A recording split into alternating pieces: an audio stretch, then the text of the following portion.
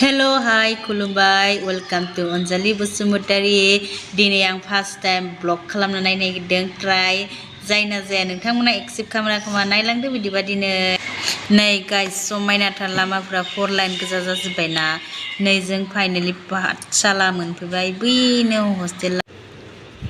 फंबाया बेयावनो थाखायोमोन न'आव फैना दंमोन नालाय एचएस सेकेन्ड इयारनि एडमिसनखौ लाहैखाबाय आरो जोङो ओमफ्राय नै कलेजआ जा मोजांखामोन ओमफ्राय क्लासफोराबो मोजां जायोनो नै बिथिंगालाय आं सिरि सिरिसो दिखांखामादो आरो बोरैबा मोनदों नालाय फार्स्टमोन ओमफ्राय बिथिंगालाय नै मोजां रिजाल्ट खालामनाय स्टुडेन्टफोरा नै जा पिफोरा मोजां जायोनो क्लासफोराबो बहुत स्टुडेन्ट दङनो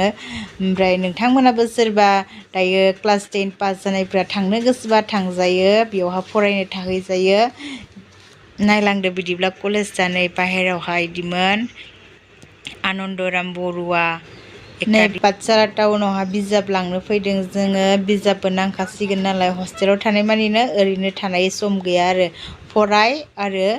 नै आंहा गरमदो अबस्था गैया जाबाय नै जानो फैदों जोङो जाना बिदि लानांगोन नालाय मंगलबारमोन नालाय मिरामिस जाबाय आरो जोङो जेबो जाथ'वासै नै गाइस जों हस्टेलाव मोनफैबाय आरो गाखोलांदों जोङो ओमफ्राय बिथिंगालि नै हस्टेलनि रुमा जोबोर बुरजा रुम दंमोन आं साननाय जायासै बिथिंगालि फंबाया नै दरजाखौ खेवदों साबि मारना लांदों एसे दिन जाफैबायमोन नालाय न'हा नै रुमा दा जों साफा खालामनो हस्टेला बेबायदि सोरबा थाफैनोबा थाफैनो हायो मा नाम हस्टेलनि नामा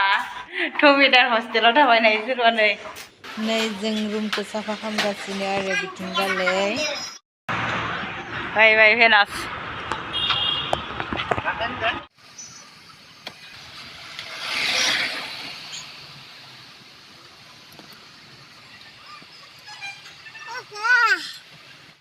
नै गाइस लामायाव लोगो मोनदों माथो नुदों दिनै आं पाठशाला थांदोंमोन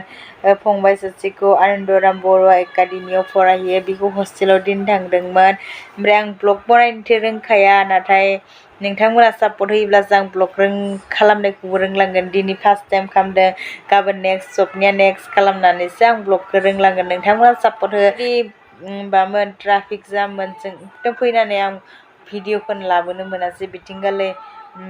तामुलपुर जानानै जोङो फैनो हायासै उदालगुरि जानानै डाइरेक्ट बायहाथा सारियालि मंगलदैथिंसो जों गिदिंना फैनांबाय जा गोजान जादों भटनि थाखाय जा मिटिं जागोन केम्पिं खालामगासिनो नालाय